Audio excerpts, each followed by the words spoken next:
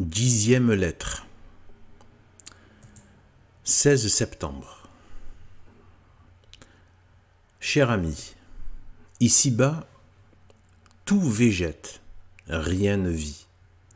C'est avec raison qu'un des plus grands génies, saint Augustin, appelle la vie du temps une vie mourante, ou mieux, une mort vivante. Vita mortalis mors vitalis. Un pareil état de choses exclut l'idée de la vie proprement dite, car vivre c'est jouir, jouir et non pas souffrir. Or en faisant, dans ma dernière lettre, l'anatomie de l'esprit, du cœur et du corps, qu'avons-nous trouvé? La souffrance sous toutes les formes, la souffrance partout, la souffrance toujours. De là, cette définition d'une incontestable justesse. Naître, souffrir, mourir. Nasci, pati, mori. Voilà l'homme. Si, dans chacune des parties qui le composent, l'homme est souffrance, considéré dans son ensemble, peut-il être jouissance? L'affirmer serait contradictoire dans les termes. Ajoutons, mon cher ami, que tout ce qui nous environne contribue à nous faire souffrir. Quelque belle, quelque odorante qu'elle soit, il n'y a pas de rose sans épines. En y regardant de près, on trouve que dans toutes les créatures, il y a contre l'homme un instinct d'hostilité et comme une mission de justice vindicative. Je ne parle ni des lions, ni des tigres, ni des panthères, ni des léopards, ni des ours, ni des loups, ni des crocodiles, ni des serpents, ni de tant d'autres animaux, petits ou grands, ennemis implacables de l'homme, et dont la présence est une menace permanente à sa tranquillité et à son existence. Fixe ton attention sur les créatures, même les plus inoffensives et les plus nécessaires. Le ciel qui l'éclaire devient pour l'homme tour à tour airain, feu ou glace, et lui cause d'indicibles souffrances. À côté des meilleurs aliments et des fruits les plus délicieux, la terre qui le porte produit de cruelles épines et lui envoie des poisons mortels. L'air qui le nourrit se change en ouragan dévastateur, dont la violence déracine des forêts entières, renverse les maisons et, dans quelques minutes, bouleverse de fond en comble de vastes contrées. D'autres fois, messager de malheur, il apporte des miasmes empestés qui tuent les hommes par milliers, ou des nuées d'insectes qui ravagent les champs, les vignes et les prairies. Le feu, élément nécessaire de vitalité, se tourne tout à coup contre l'homme, consume ses palais, ses chaumières, ses meubles, ses richesses et le jette, comme Job, du fait de l'opulence dans l'abîme de la misère. L'eau, la mer du monde, entre en courroux. Écume, bouillonne, rompt ses digues et porte au loin la terreur et la désolation. Le cheval, le bœuf et les animaux domestiques, habituellement si dociles, se révoltent parfois contre l'homme, se cabrent, entrent en fureur et l'entraînent au précipice. Le chat si flatteur et si flatté, le chien si fidèle, victime de la rage, s'efforcent de communiquer à leur maître et à ses enfants le virus qui les tue. Il en est ainsi des autres créatures. Si donc la vie suppose la jouissance et la jouissance, la paix, il saute aux yeux que la vie d'ici-bas n'est pas la vie, mais la guerre, guerre continuelle dans laquelle l'homme reçoit chaque jour de nouvelles blessures et où il est bien moins souvent vainqueur que vaincu. Au reste, voici en 3 mots et d'après nature, le portrait de l'homme sur la terre.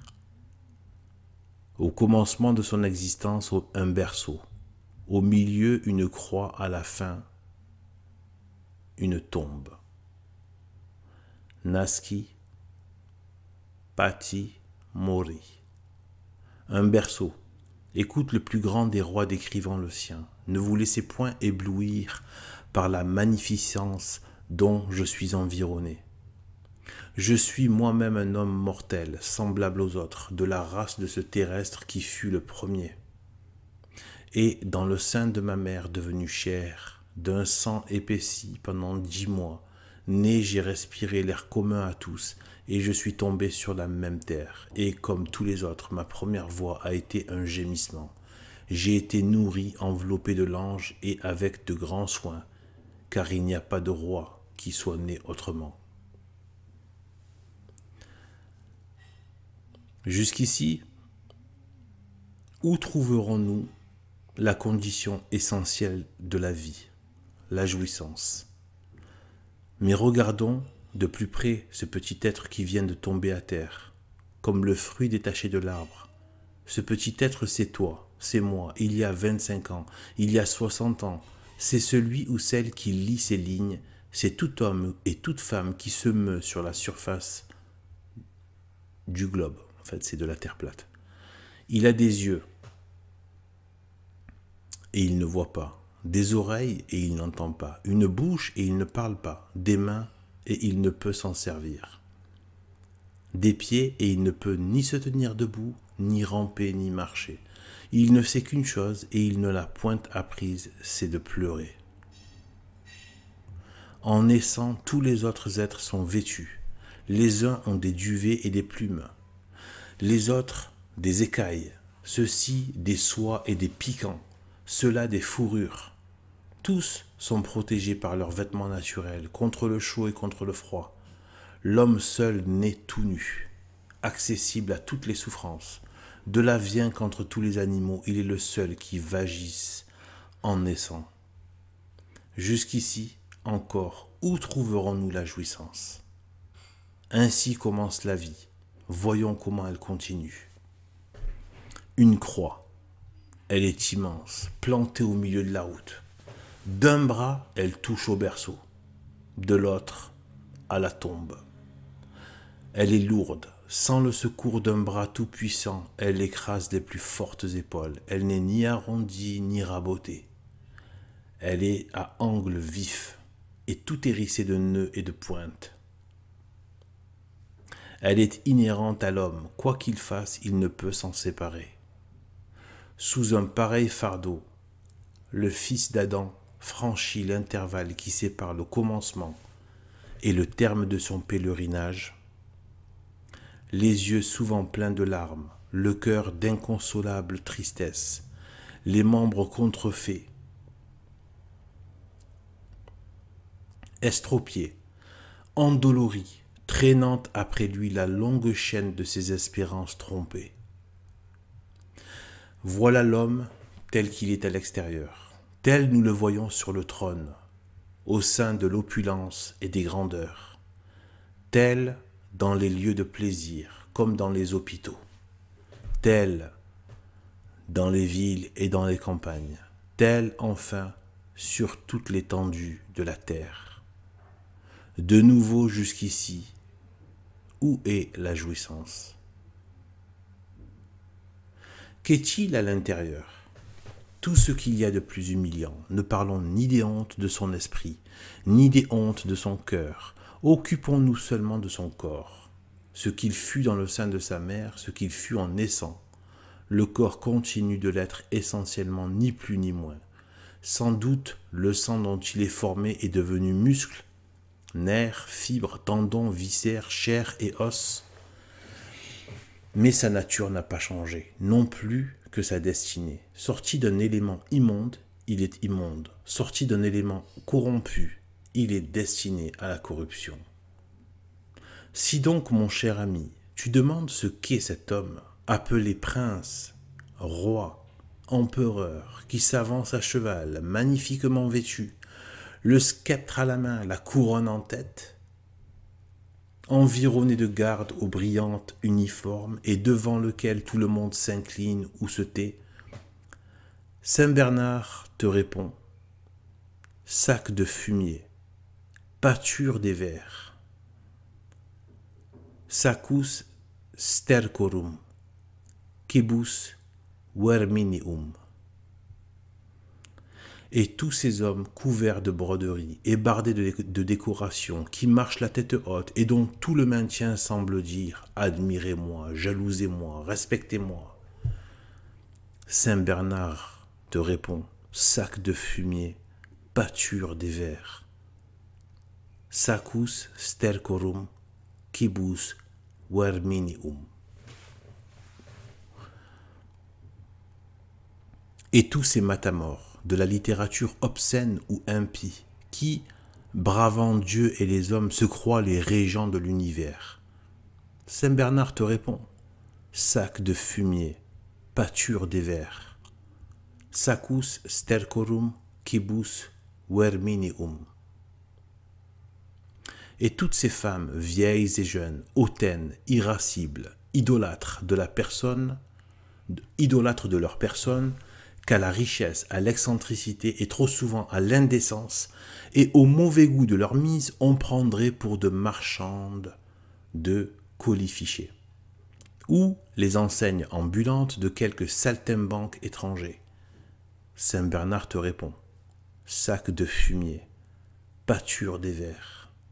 Sacus stercorum, quibus verminium.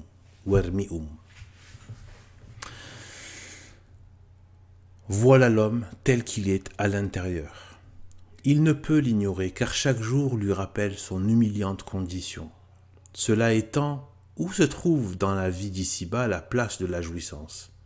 Concluons donc, mon cher ami, que si la joie est fille de la jouissance, il n'y a pas de joie sur la terre. Ou seulement des joies souffrantes. Mais des joies souffrantes sont-elles de vraies joies? Une tombe. Vivre, c'est jouir. Une condition essentielle de la jouissance, c'est la durée. C'est ce qu'une joie. Qu'est-ce qu'une joie qui ne dure pas? Une satisfaction momentanée qui s'empoisonne elle-même. Elle s'empoisonne par la certitude de sa courte durée, par le regret qu'elle laisse dans l'âme, par le vide qu'elle y creuse. Telles sont sans exception possible les joies d'ici-bas. Mêlées aussi longues que tu voudras, elles ne sont pas plus durables que la vie. Or, qu'est-ce que la vie? 100 ans au maximum. Qu'est-ce que 100 ans? Tu peux en juger par les années que tu as vécues. Comment ont-elles passé? Qu'en reste-t-il? Ainsi passeront les autres. Elles sont donc justes, admirablement justes. Les définitions que nos livres sacrés donnent de la vie. Si tu leur demandes « Qu'est-ce que la vie ?» Les livres sacrés, ils te répondent « Vois-tu l'ombre de ce nuage qui passe chassé par le vent ? C'est la vie. Qu'est-ce que la vie ? Vois-tu cette vapeur légère qui monte à l'horizon et qui disparaît aussitôt ? C'est la vie. Qu'est-ce que la vie? Vois-tu cette eau qui coule et que rien n'arrête? C'est la vie. Qu'est-ce que la vie? Vois-tu cet oiseau qui traverse les airs? Il paraît et disparaît sans qu'on puisse retrouver la route qu'il a parcourue. C'est la vie. Qu'est-ce que la vie? Vois-tu ce navire qui fend les flots et qui ne laisse après lui aucun vestige de sillage qu'il a creusé? C'est la vie. Qu'est-ce que la vie? Vois-tu cette fleur qui naît le matin et qui meurt le soir? C'est la vie. Que dirais-je encore? Vois-tu ce train de chemin de fer courant à toute vitesse? C'est la vie. En un mot, la vie est un jour entre deux éternités. Veux-tu, cher ami, quelque chose de plus? Cette vie déjà si courte ne demeure jamais entière. Chaque jour, à chaque heure, à chaque minute, nous perdons quelque chose de la vie. Lorsque nous croissons, elle décroît. Nous perdons successivement l'enfance, l'adolescence, la jeunesse, jusqu'à hier, jusqu'à ce matin. Tout le temps passé est mort. L'heure même où nous vivons, la mort en prend une partie. Et en disant que tout meurt, je meurs moi-même.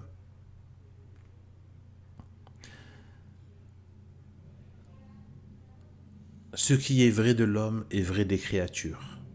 Pour elles, pas plus que pour nous, la vie d'ici-bas n'est pas la vie. Que sont les myriades d'atomes qu'on voit dans une chambre fermée où pénètre un rayon de soleil? Autant de parcelles enlevées au corps environnant, à la pierre, au bois, aux étoffes. Que sont les tourbillons de poussière qui nous aveuglent, la boue même que nous foulons aux pieds? Autant de déperdition, de décomposition et de mort. Au reste, l'homme entre à peine dans le monde qu'il a conscience de cette brièveté de la vie. Comme le temps passe, ce mot est sur toutes les lèvres. Bientôt il est forcé de se dire comme Job, mes courtes années s'écoulent. Je marche par un chemin où je ne reviendrai pas. À chaque instant mes forces diminuent, mes jours s'abrègent et en perspective, je ne vois plus qu'un tombeau. Job 17, 1. Et dans ce tombeau, dans cet inévitable tombeau, quel mystère s'accomplisse.